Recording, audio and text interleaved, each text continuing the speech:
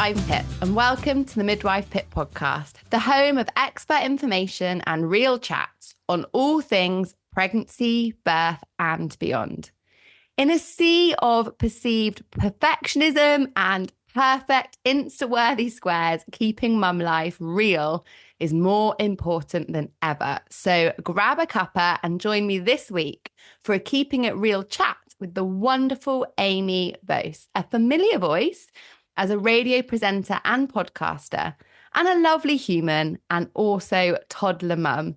Welcome, Amy. Thank you so much for coming back on. I know last time you were on, you were a duo with amazing Jenny, and this time you're solo, but thank you for joining me. Oh, it's a pleasure. Yeah, thank you for having me back on. Yeah, Jenny's busy at work today, I think, but sometimes it's just nice to catch up. It's been a while. How are you? It has been a while. I've grown. Were you pregnant when you came on my podcast last time? I think you were still pregnant. I think I might. I was either pregnant or it was newborn, but I think I was pregnant. I think you were pregnant. Yeah. And then I think because you've been on our podcast a couple of times with me and Jenny on Two New Mums, it's been a bit, so it feels like I've spoken to you loads. But when I came on yours, I think you and Jenny were both pregnant. So that means since you were last on my podcast, there's been 3 humans. That's a lot. I mean, that's good going. It's a lot of responsibility right there. Good job. Good job. Mostly from you, Pip. Let's be honest. So, I mean, I'm desperate to hear more about life with a toddler and a newborn, and you've had a lot going on. So, you need to tell me how are you? You look so. I just said when you came on the call, why do you look so fresh? You don't even look tired at all. I just confess that it's all sweat because I just did 20 minutes on the bike in between podcast recordings because you know what it's like? I'm like, the baby's asleep. I've got 20 minutes with nothing to do. Let's do something for me. And it was raining outside. So my plans for a walk, I could have walked in the rain. It's not like I'm going to shrink, is it? But I decided to hop on the bike and then have quickly, in true working mum style, done a quick flannel freshen up, clean t-shirt and trousers and pants. Well done. Here we are. So just rocking the sweat. Hey, whatever works. If that's the key, I'm going to go and do some this afternoon. But just jump around a little bit. But no, life's good, Amy. I always say it's double the work. Of course, we're also started potty training this weekend, as you do. Oh, throw that in the mix. Why don't you, Pip? Sure, I've got a newborn and a toddler.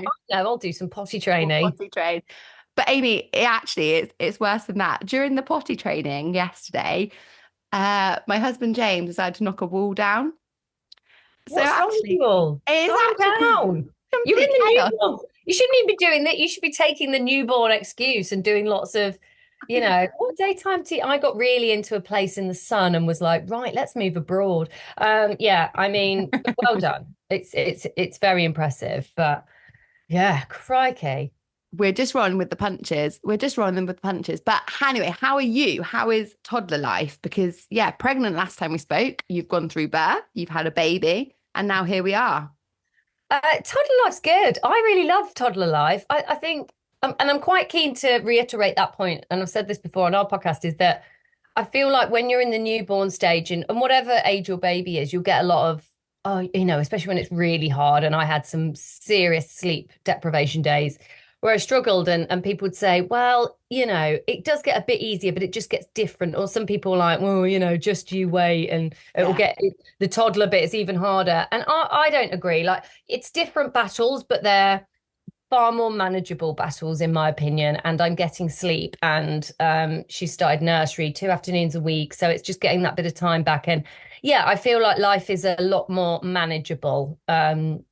She's asking for an ice lorry every 30 seconds, but I prefer that to just the sort of sleep deprivation battle days and all that kind of stuff. So I love it, and they're just funny at this age. I mean, she's coming out with really funny lines and just talking, and I'm really enjoying it. Yeah, you're so right. Everything's easier with sleep. Like everything. Well, that's it. Sleep, isn't it? Like just everything. Yeah, that's so true. Yeah, if you've got that, if you've got a baby and they're sleeping, and you just crack on. But that is what I think really ultimately comes down to. Absolutely. And talk to me about the funny toddler stuff, because you're right, they are just Hilarious. We started potty training this weekend, and today was his first day at nursery in his pants. So God knows how that's gone, let's be honest. I kind of waved him off like, good luck, buddy. But he ran into his little room, pulled his trousers down and went, I've got Paw Patrol pants on to everybody. Oh, So everyone knew he brilliant. was potty training. I didn't even have to explain what was happening That's with him good. this week. I am interested in potty training. I think we're at the point where she should, because she is talking about going in a potty and she's 2 now. She turned 2 in April. So, but I don't even know where to begin. We have actually got an expert coming on soon, but then there's a part of me, and this is really awful, Pip. I probably shouldn't admit it, but I'm like, I feel like that's going to be harder work for me. I don't know. There's going 100%. to be, oh, I need to go to the toilet. Whereas at the moment, it's just something I don't have to think about. You'll take a nappy and some wipes, and it's um, part of me is like, oh, how long can I hold on for? I don't know. Oh, I'm with you. It's hands down my least favorite part of parenting to date. And the idea that he's going to have to use a public toilet fills me with complete dread. Like, Yeah. disgusting. So Yeah. I was very much like holding off, holding off. He's like, he's going to be 3 in September. And he was actually asking me to change his bottom before we'd go for a wee because he didn't like the feeling of the wee and the nappy. It Yeah. was a bit like, I can't, That's you're exciting. screaming at me. You're literally screaming at me. Yeah. I'm just ignoring you. Yeah, she's kind of been saying, well, she'll sort of get it all a bit confused, but she will say things. And I'm like, oh, I think we're almost there, but I'll see if I can. Summer's a good time, though, isn't it? I was going to try and drag it out a bit longer, but I hear summer's the time to do it. Not that we've even got a I summer. It's not like know. it's hot anymore. I think I we was have. waiting for the weather and then I thought I'm waiting for another excuse. Yeah, Like, you'll be waiting for another summer. yeah, Um, literally, we'll be 6 by the time I potty train him if I wait for the sun. But yeah. tell me, what some of the funniest things that she's done recently? I mean, it's just like, she'll go into another room and it's her intonation with a lot of language. She'll be like, Mummy, are you okay? And it's just funny how she picks that stuff up. I mean, if I'm being, I really don't want to go as base as toilet humor, but for some So reason, we can go there.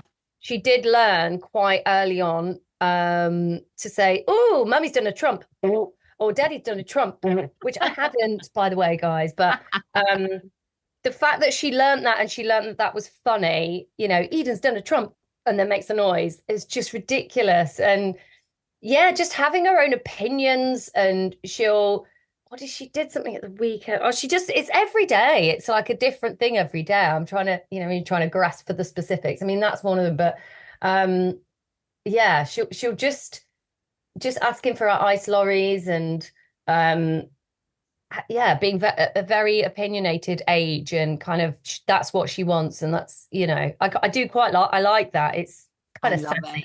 You almost want to Um, write like a little book, don't you? So that you don't forget all their like funny little things. It's just brilliant. well, you should actually, shouldn't you? Because like you say, you asked me then, and I kind of you can't really remember on the spot, but every day there's something little, and I'm for a Father's Day card, I put a few things like she calls anything to do with when it was her birthday, she had chocolate cake, and she calls it choc cake, but she calls any snack a choc cake, so she's got choc cake, and she just wants a Oh. snack.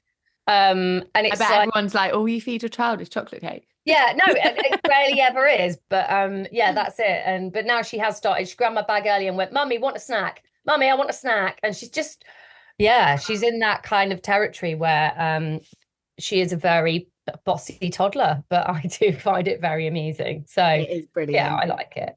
It's so much fun. Now, Amy, I feel like, we're both kind of in that world of social media and so often, and I find it so frustrating, there is this like perfect painted picture of motherhood. And you speak super openly on your own podcast and the work that you do about the fact that often it's far from perfect. Let's be real. What are Yeah. some of the kind of hardest things or kind of curveballs that you found on your motherhood journey so far?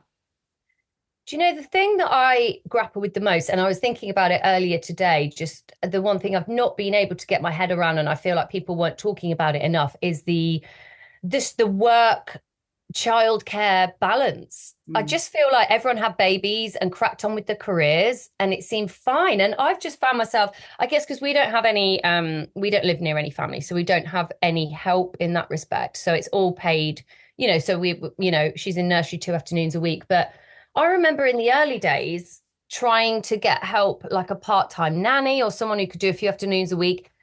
And I couldn't get anyone. No one was interested in doing just 2 or 3 afternoons a week. It Mm. needed to be full time, and then you're looking at spending over £1,000 a month, and let alone if you do a 9 to 5 and you go back to your 9 to 5, then you're paying. I mean, around here, I'm just on the outskirts of London. That's 2.5 grand a month, Mm. and I just feel like that. I don't know. I think before I had a baby, I was just like, oh, I'll figure it out. Everyone else does. But then when you're faced with the reality of it, it's kind of blown my mind. And I'm now in a situation, my previous job. So I work in radio. So at the moment, I'm sort of between radio station jobs, but I do presenting and I'm freelancing, and I'm actually looking to set up on my own. I trained as a yoga teacher a few years ago and I never got round to doing anything with it because I was very busy with all my other presenting work. And now this seems like a perfect opportunity because I can fit it in perfectly around Eden, and that's great. But I just feel like there's so many women who I know who get to this point. You've had your year's maternity leave, and then you're faced with, okay, well, now I've got to spend a fortune on childcare, coupled with the fact you probably don't want to put your kid in nursery 5 days a week and have someone else raise your kid like that. I don't think I was prepared for that. I Mm. think I thought, oh, I'll figure out. I've worked really hard for my career, my whole life, and that's not going to be jeopardized. So I'll just do whatever it takes. And then you realize what that takes. And I don't want to do that. I want to be with Eden as much as I can. And so now I'm looking at, well, that's going to be more of a part-time option that I'm looking at, or trying to, I'm currently looking at different roles at the moment. And it's really hard because I got really upset over the weekend because there's an opportunity potentially on the horizon, which would mean I would be going into central London every day. And it would be a great career opportunity, but it would mean I wouldn't see her much. And I don't think there's a flexible option with that. And it's just really hard. And I grapple with that a lot because there's a good chance I had her. I'm a bit older now. I'm 41 now, and I can't see myself having any more just because of where I'm at in life, and it's nothing to do with her. And that's the thing that I found a bit probably sort of frustrating and a bit upsetting, is that it's not being a mum is hard work. We know that. It is a graft, but it was really rewarding, and I just love being with her. But what I wasn't prepared for was how to balance and juggle the whole having a bit of a career at the same time, and the thought of throwing another in the mix. I don't know how to sort of manage that and still have a bit of my life and a bit of my career. And yeah, do you give everything? Or it's really hard. And I think we're very much a generation that's still working this out because, we grew up. I don't know about you. I felt like I grew up very much in an empowering sort of space of women can have it all. And then you get there and go, not really. You can't. Yeah, like you just can't. And I think there's so many pieces of the puzzle for women and mothers as well, in terms of like work, motherhood, being a wife, having Yeah. actually some sense of self left at the end of all that, and how that looks. And it does, I totally resonate. It feels like a completely impossible juggle. And I feel like that does impact women more than men, and mums more than dads, often in most setups. I really think it does. And like you say, it's really hard. You've worked really hard for your career. You want to do that. You're proud of that. You want to showcase that to her. But how Yeah. do you do that and still be there for her? And I remember dropping Finley off for nursery on his first day, and I didn't even leave the car park. I just cried because I was like, this just feels so unnatural to give Mm. it. He was doing like a school day and a short morning, because I went back on nights for his benefit so that I was around more in the day. But then Yeah. he was going to nursery so I could get a bit of sleep after them.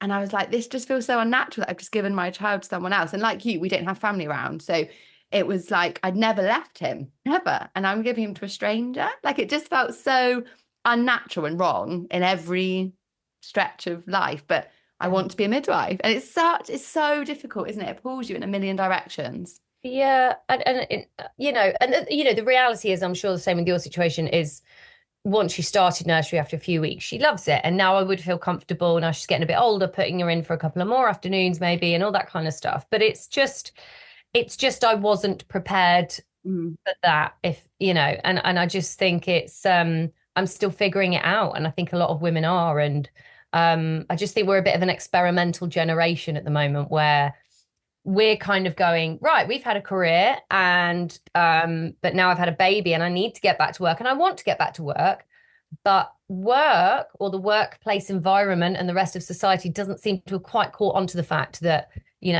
we've got a nursery pickup time or a school pickup time, or we do need a bit more flexibility.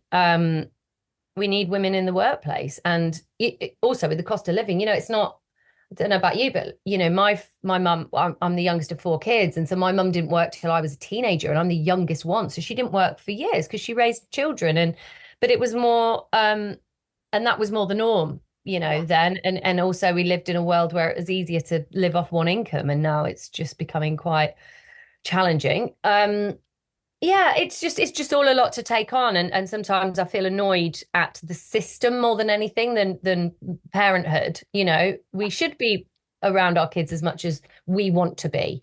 And I know that's not for everyone. And I've got some friends who are like, crikey, my kids are in 4 full days a week or five. I can manage that. And that's great. And that's fine. It's all about choice and what works for you. But I think for me personally, that's what I wasn't prepared for, really. And it's almost like we've been given a false, like a kind of like, it's like we've been told a bit of a lie in terms of like, yes, you can have everything. You can have that career now, female empowerment, like, girl power, women bosses, all that great stuff. But it doesn't fit. Like it just doesn't fit, does it? Um, Because to have that career progression, like you're navigating, you need to be investing more time in work. There's more travel, there's longer days. And then there's this little person. And I really feel at the moment like once they're in school, kind of lose them. Like they are then 5 days a week, unless you choose to homeschool, obviously. They are then in this 5 days a week system for forever. And then they're adults. So these years yeah, just feel extra precious when you see how quickly they go by. Like it's 4 or 5 years and then that's it. yeah. My brand new book, Midwife Pip's Guide to a Positive Birth, is now available. So much more than a book. This is a guide that allows me to hold your hand through your birth preparation journey. With over a decade of experience and knowledge packed in to ensure you really are empowered in the way you deserve to achieve a positive birth, regardless of the twists and turns that crop up. Make sure that you get your hands on Midwife Pip's Guide to a Positive Birth book now and are empowered to have the birth experience that you deserve. That's it. But I keep thinking like that, Pip, and I'm like, oh, and then she'll be in school, da, da, da. But then the reality is that school day is really short. Is it that Yeah. 9 till 3? I've got friends who are like, oh my God, it's worse. Nursery, if she was to do a full day at my nursery, she could do 9 till 6:30, Yeah. and at the moment she just does the afternoons. But yeah, but you're still going to have that kind of battle to get to the school gates, and it's hard. It's just we're figuring it out, and it's good to know that you're not alone in it, but it's just I actually saw on LinkedIn today, actually. I can't remember her name, but she set up a recruitment agency for employers and for parents, and it's called what's it called, the 5 hour workday or something, and it's basically, here are jobs where you can fit it in within school hours, or you can work remotely, or they have flexible working, and they'll only have jobs on that website that is applicable to that, which I just thought was amazing, because I do know a lot of women who get to this point and just think, well, particularly if they're having a second baby, how am I going to fit that in? So yeah, we just need more support and to be recognized that you can still do a good job. I love going into work. I still love working. And I do just as good a job, but it's just making it work around your family. And it because generationally that's such a big change, I certainly find when I discuss this to our parents, yes, they try and empathize, but they don't get it. Like they absolutely don't get it. And they're like, No. I remember, yeah, I juggled small children too. And you're like, yeah, the world was completely different. When I said, when I was going back to work, which was always going to happen when we had our first, my mother-in-law was horrified. She's like, why are you going back to work? I survived on one salary. And you're like, the world is a completely different place. Have you seen mortgage rates? Like, it just doesn't work anymore. Like, there are such few women that yes, like you, I wanted to go back. I'm really proud that I'm a midwife. Yeah. But secondly, like we just had to. That's the logistics. And I think, like you say, people, they don't get it. People just don't get it. It's so different. We are in such a different time, I think, this generation of mums. Yeah, definitely. My mum said to me the other day, she said, well, do you and your mum friends you met at your antenatal group, do you meet up for coffee? And I said, Well, and like play dates, because we all used to meet up and we'd have a lovely coffee and the kids would play. And I said, well, we did in the first year when they were babies, but they're all back to work. Yeah. And my mum had a moment. She went, gosh, yeah, it really is different, isn't it? Because up until I was like at least at school, none of the mums were at work. Yeah. It was just, and what a luxury. And also, they didn't have, just sort of the pressure. I don't know about you. Like, I recently broke my phone before I was about to go on holiday and I had a massive panic. It was the night before, smashed my phone in half. It wouldn't turn on. And I had an accidental digital detox. I didn't know I needed one, but my goodness, it was incredible because I'm all, we're addicted to our phones. Most of it, I didn't realize, most of us are, but we're permanently connected, aren't we, to our email or even our bank accounts, every single app, there's a it's always on. And I think I felt massive overwhelm before this holiday because a lot had happened, but also I realized I just needed to turn it all off. And it's worth doing. I need to remind myself to keep doing that because it was the best thing that could have happened. It was an accident that perhaps was actually fate timed just before your holiday when there was nothing Oh, you could do about it. 100%. Like Jenny said, I remember on the podcast was like, this is the universe sending you a sign. And it Yeah. was absolutely right. However you take that, it was needed. And it was quite eye-opening actually, because I realized, wow, my brain is never switched off from all those little things. And yeah, and I've got back into that space a bit again now, and I definitely need to tap out because it's we've got a lot going on. There's a lot of tabs open in our heads, isn't there, in our brains, not just on our laptops. It's just a bit of a constant battle. Yeah, and there's a constant stream of comparison as a mum. As soon as you open your phone, there is a constant comparative. I remember with Finley going to a baby group and he was really slow. I say slow, he was normal, but compared to all the people around us, he was slow in terms of like crawling and walking and all that kind of physical developmental stuff. And I used to leave baby groups just in floods of tears because I was just comparing him to others. Yeah. I mean, now you can't stop the boy running around. It's Yeah. completely ridiculous. But at the time, it's just I feel like you're almost in like a pressure chamber of comparison around children. And I don't know about you, Amy, but one of the things that really surprised me, probably naively, before I had children, I was very much like, they'll just fit into our life and I won't change. I'll still be this same sort of person with some additions. And from the moment Finley was born, I was like a completely different human, like Yeah. completely different in so many ways. Some really positive, some probably not so much. But I was surprised by how much I've changed as a person since becoming a mum. Have you felt that kind of shift and how have you managed that? Oh yeah, 100%. I mean, I think most of it is for the better. I do love the fact that, she's my priority now. I'm not. I quite like that. I mean, I'm very conscious of making time for myself and doing things and getting back to things that I previously loved and all that stuff, especially now she's a little bit older. But yeah, I think the real shift that I found, aside from being more emotional about things, Yeah, um, everything. I don't know how to explain this. I've got quite a lot of friends who are child free and are choosing to be, and a couple of them have just said, I just don't want to give up, those nice adult only holidays and the luxury. We go for a nice brunch and we do this, this, and this.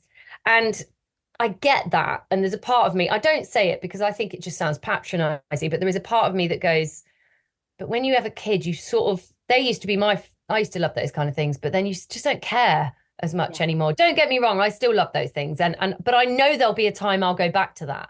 I know, and I know now I can make time to do some little things, but I like doing things with Eden, and I think the things that you were always worried about maybe just suddenly disappear. They did for me. I just didn't care about them anymore. I used to think, oh, when I have a kid, my house is going to stay immaculate, and I'm not going to have any of that crap. I'm not going to have those stupid little kitchens, and I'm not going to have all those plastic toys. And then now I've got a bloody teepee in there. I've got a kitchen. I've got a colouring station, a little table and chair, and I love it because she loves it, and it keeps her busy. But you think you're not going to become. You're like, I'm not going to become that. I'm not going to be that person or that Yeah. mother, that parent. But you do, and you don't care. And I just think I love the things that I've sort of dropped, and yeah, it just changes your whole priorities, and that's yeah, I think I do see that as a positive. But like you say, I feel like things do come back slowly, and I don't know. I was going into London yesterday, and sometimes I feel like, oh, I don't know. I get a bit Stockholm syndrome, I think I call it, where I'm at home and I'm so comfortable at home with her, Mm, pottering around, whatever. And I think, oh God, I've got to go into London. And then I get there and I go, oh, I love this. But it's nice to come home. It's just that, yeah, your mindset changes so much. 100%, doesn't it? And I think, like you were saying, it part of it is that work balance as well, as you recognize what feels most important. And we've got a playroom and a living room, and I remember thinking, right, we've got a playroom so that everything goes in there, and at the end of the day, you shut the doors and you've got like an adult living space. Well, we've also got a kitchen that I spend more time tidying up than the actual kitchen. That's in the Yeah, middle of the living room, like yeah. it's chaos. But you love it because seeing the world through their eyes, you might be able to hear mine coming up. Um, bear with. But seeing the That's world let you through know. their eyes is like complete magic, isn't it? Like Yeah. complete magic. There's nothing quite like it. Come in to join us, buddy. Oh, let me. Oh, Thank you, hello, Alfie. little He's clearly man. starved to death today. Oh, bless him. Um, Hello. Do a live feed. I used to do yeah, this all the time on the podcast. my boobs are basically just always out. Yeah. Well, I say I miss it. I sort of, You're like, I do think I? Do I I do. miss it? Do I miss it? I don't think I do, but I loved feeding. I did love feeding, but I fed for, I mean, I did up to 20 months actually in the end with Eden. Wow. But that's because it was just easy. Like, I'm not trying to be like, oh, look at me, what I did. It was just, I didn't know anything else. I got to that point. But yeah, oh, bless him. And how is he doing? Sorry to like move on, but I was so worried seeing your posts. My God. Oh, yeah, it was absolutely horrendous, to be honest. It was horrendous. But so far, he seems to be doing as well as we could possibly hope. Meningitis is one of those things where stuff can crop up later on. So he's going to be under like close review with our consultant. But so far, I mean, he certainly seems to be able to hear. And that's one of the biggest worries is that it impacts their hearing. But I mean, our house isn't quiet with a toddler and building work and a loud husband and life. And he certainly responds to everything. So Good. hopefully will all be good.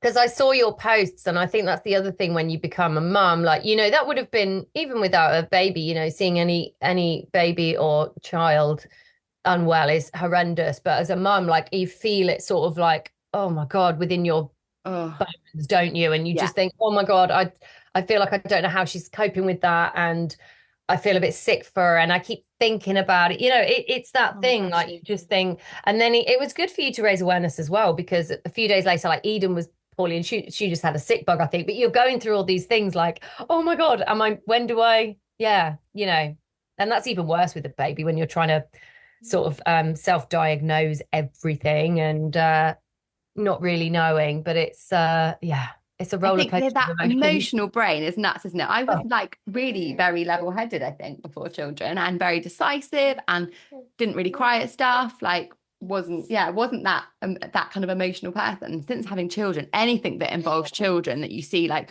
on the news or anywhere, I'm like, oh my God, it just hits so different, doesn't it? Because you're yeah. like and they're just so little and vulnerable. Oh, I know. Um, Yeah. it does hit so different, but yeah, just so grateful to have him home. But it was definitely one of those things that I recognized was that made life so much harder having two. That was Oh, yeah. a real challenge because I was really clear that I wanted to make sure like Finley's adjusted incredibly to being a big brother, but I was Yeah. conscious that his life had shifted massively and I wanted him to still have his routine and knowing that I was away for we didn't really know how long at that stage. I wanted to make sure he still had like security at home. Yeah. So Of we course. decided that James, my husband, would basically be at home with him, do everything for him, would then put him to bed at night, and then we'd get someone to come and sit with him while he then drove to the hospital until like 1 a.m. and would then drive back to be there when he woke up in the morning. So that Yeah. was like the juggle of two. Whereas if it was our first, well, we would have both just been at hospital and Of we didn't course. have to think about anything else. So that was definitely kind of a big thing if you think, gosh, yeah, when you expand your family and something isn't smooth, it's really tough. Yeah. But I mean, Finley didn't ask me once. That was fine. I mean, that's the annoying thing, and that's the thing with being a mum as well, is like the constant worry, and you know that that's never going away. I mean, we were Yeah. watching a film a couple of nights ago, and there was a moment where the girl was going off to college, and she was like 18 or whatever, and we both looked at each other and were like, "Oh God, he just might do that one day. What are we gonna Yeah. do when she leaves?" I was like, "Wow, she's 2 years old, and we're already thinking about, yeah, it's wild, but." Yeah, I They would. say they don't they? It's like having your heart walking around outside your body, and you're like, it Yeah, literally is, isn't it? Like 100%, because you're just gonna worry about them forever. And I went off traveling and stuff when I was younger, and I'm like, oh, like it was amazing and it was great and it shaped me as a same. human. But do you just want to like go to an all-inclusive holiday instead when you're a teenager? Yeah. Oh my God, Pip. I'm exactly the same. I've had the same conversation. Where is she gonna go? I mean, thank goodness now we've got phones, really, because when I went, I think I had a mobile phone that sent texts, but my parents didn't know where I was. No. I went traveling around Australia and Thailand, and we just kept in contact with emails like once every 2 weeks or something. And Yeah. you just think, oh my That would God. not suffice now, would it? You'd be like, no. No, and I remember them being worried, and I'm like, what worried about? I'm 19. I don't know what I'm doing. I can look after myself. You think, oh my God. Yeah. But Oh my goodness. yeah, we're Well, in we've for a got ride. that joy to come. I Yeah. mean, to be honest, that makes potty training feel easier. The thought that one day he's going to tell me he's going to travel Thailand. Yeah. Yeah. You won't have to wipe his bum. So that will be No, something. we will not have to wipe his bum. That is absolutely so true. Amy, talk to me about the biggest highs of motherhood, because we've talked a bit about some of the challenges and finding ourselves, but also it is great chaos, isn't it? Talk to me about some of the things that you love the most. I just love, I think she just makes me laugh every day. And I can't handle how cute she is sometimes. Like I just went to get her up from a nap earlier before nursery, and she was cuddling her little dog Teddy in bed. And I was just like, stop it. It's unbearable. I can't cope with how cute you are. It's just Oh, the love that you feel it is overwhelming, and you are going to worry, but it was everything. I was always like, I want to be a mother because I feel like I want to have a baby. I want to feel that. And I had nieces and nephews, and I knew how I felt about them. But I wasn't quite sold on the whole parenting lifestyle. yeah, A bit like you, Pip. I like traveling, and I like, yeah. yeah, nice things, nice restaurants, all that kind of stuff. Nice So living room. yeah, Got a nice kitchen in. house, nice living room. Yeah. I wasn't entirely sold on the whole parenting, going to soft play at the weekend and stuff. And now I just find myself doing things and you do love doing it because you're with them. I mean, I don't go to soft play all that much, to be honest. I don't mind soft play. I'm still not sold on soft play. I don't mind it, but because we've got a dog, I'm generally like, right, let's go to the forest instead. And just doing all those things that I used to envisage doing with my child are just as good, if not better, than I imagined. It just makes you feel, yeah, for me, because it's what I really wanted. I do just feel, so she does sort of make me feel complete, to be quite honest. They just become your world. And I think, yeah, like seeing her develop and grow and her personality, and then, and then seeing them with your friends' kids, because a lot of our friends had kids a few years before us. We were a little bit later. And so they're a little bit grown up. So they'll look after her. And it's just joyous. It really is. And like I say, your sort of life perspective changes in a good way. It becomes all about them, and you just want to make sure you're providing for them and looking after them. And it's just, yeah, and the cuddles. I mean, she's at that age where she doesn't want to cuddle for long unless it's bedtime when we're putting her down. But the other day when she was a bit poorly, she cuddled me for like nearly 2 hours straight on the sofa. And I Oh, just, I mean, nothing comes close to that. It's just, yeah, it's yeah. the most. Finley runs at me for like 30 seconds, squeezes me, and then he's like, right, I'm off. No, that's Yeah, it. That's it. yeah, Done. yeah, that's all you're getting. Yeah. Yeah. But yeah, just seeing their personality develop. And now when I go away, we're still keen, right? We're going to go to places abroad and whatever, and we do that. And actually, it's not been that bad. We're always, let's take a short flight. We just go to France or whatever. But I love taking her on like the plane, and she loves it. So taking her, doing things that I love with her, are Yeah. just so brilliant. And she's excited being on a flight, and then we go and see a different part of the world. Yeah, it's amazing. It is It is really, magic. it is magic. It's fulfilling. And I do think, I think on Instagram and things like that, like you say, you can see this picture perfect world. And we know about the hardships, but I do think sometimes it goes the other way now, doesn't it? Where you see a Mm. lot, I've got friends who are like, parenting looks terrible. And I get it, because there will be people who've sort of gone too real the other way who, I think, yeah, it's striking, hopefully finding the balance, however that looks for you. But there are just the highs are so high, and sometimes the lows very low. But it's worth it. It I is, would. and like you said at the beginning, that kind of almost scaremongering, I think, amongst, oh, wait for this stage or wait for Yeah. that stage. And I felt that with the transition from one to two. Oh, wait till you've got two, and actually, I'm like, it's amazing. So now I keep saying to parents when they hear that, like, oh, wait for that, or what if this happens? I'm like, and what if it's amazing? What if it's magic? What if it's the best thing ever? Because equally, it might be like that rather than all of this kind of scaremongering that we often hear about. And you never know when your tricky bit of parenting might be. You might have had a dream baby and a tricky toddler, or the other way around, and you just got to. Every day's a bit different, and every day's a new day. Every day's a But new day. when you've had a bad one, yeah, I do think and it is your approach to it. I think you could easily get into a mindset of, this is really hard and I'm not getting anything out of it. I don't know. Well, maybe when they're babies, I do find it. I Hmm. do like the baby cuddles. You've got to find, yeah, hopefully you can find the good bits out of it. I think most parents do, but um, I can Let's see just how all pray for good teenagers. I feel like that's where it could go really wrong. Let's pray for good teenagers. Amy, yeah. everyone that comes on the podcast, I ask for three top tips. What would your three top tips be to a mum navigating the depths of motherhood? Tip number one would be take time for yourself. So make sure you do that, because I often forget. And it's like this weekend, actually, I'm going to see Kylie in Hyde Park, and Oh, I said yes. amazing. I said yes to tickets ages ago, and I don't know about you. I always have that kind of initial, oh God, I'm doing that this weekend. It means I've got to get ready and go out. I don't know why I have like that small sense of dread, and then when I'm there, I know I'll be like, oh yes, this is like the old me, and this is fun, and you get a break, and then you Yeah. get to go home. Or if it's going to a spa for an afternoon, or just going out for a coffee, like, mate, especially in those sleep deprivation days, you've got to lean into help. You have got to do it, because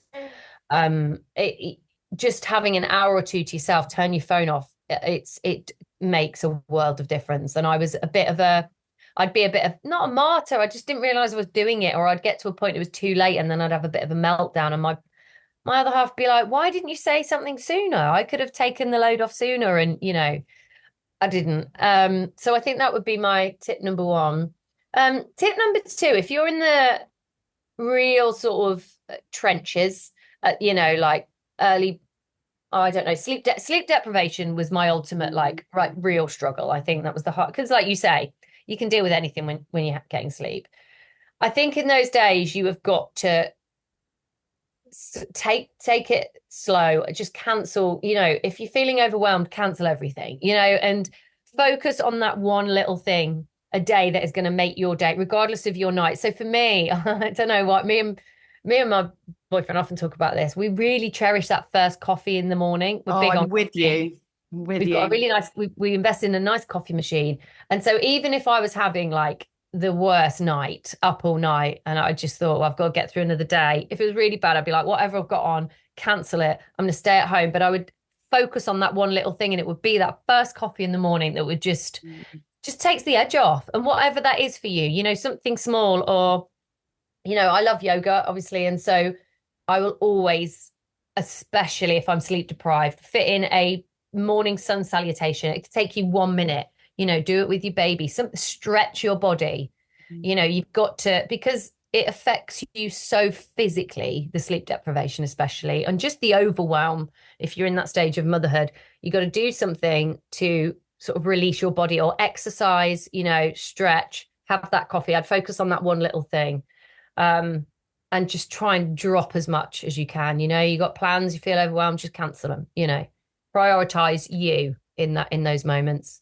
Um, Tip number three, I think generally just give yourself a break. just with everything really, and whatever stage you're at. Again, I have to sort of remind myself. I was talking to a friend the other week about my work setup and which direction I'm going to go. And I feel like a bit in limbo at the moment because I'm attempting several things and then looking at this other job and all this kind of stuff. And he said to me, just take a day off, like have a break, and the same thing applies to all three, really, doesn't it? It is just that moment of take the pressure off. The load is very heavy, parenting alone, let alone work pressures, emails, your Instagram, whatever it is that is, the comparisons, all that stuff, you got to step away from it. And whatever it takes for you to do that, go for a walk in a forest. I go for a walk because I have to walk my dog. And like I've taught Eden to hug trees, but genuinely, things like that. You've got to step up, put your phone down and immerse yourself in nature. That would be, and take a break. I think that's the only thing we can do, really. I want to ask for help. I'll chuck that in. Asking for help is a really good one because, if you're like you and I, and there's not like naturally loads of help around, it can feel uncomfortable to ask for it, but it's powerful. It's something I've definitely lent into the kindness of strangers so much, having 2 children. So absolutely, that asking for help is such a powerful one. Amy, thank you so much for letting me steal you away for a catch up with your busy schedule that I know you're juggling. So thank you so much for a reassuring chat, I think, for other mums listening in. I hope so, Pip. Thank you for having me on and sending you lots of love and health your way as well with the little one. Much appreciated. Well. One last thing before you go. As a listener, really help make this podcast successful. I would appreciate if you could subscribe and leave a quick review. Something so little means so much to me and will help so many women's lives.